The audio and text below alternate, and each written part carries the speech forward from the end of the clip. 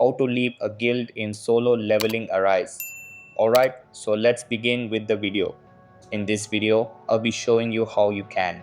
As you can see, I am already inside a guild, or I have recently joined a guild, which is this guild. So considering that you want to leave a guild, you just need to head into this NPC or guild signal.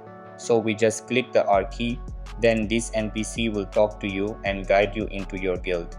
As you can see, this is the main interface of the guild section.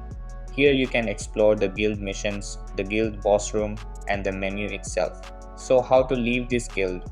Well, you just need to hover your cursor into this guild NPC and then click the guild information.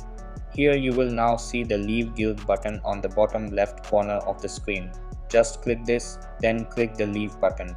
Now click the leave button again and we have left this guild. You can also check if it was really confirmed by going to your profile, and if the guild icon here is not appearing, that means we just left the guild. So that's basically how you can leave a guild in solo leveling Arise. So that's all for this video. Consider subscribing if you find it helpful, and I'll catch you in the next one. Thanks.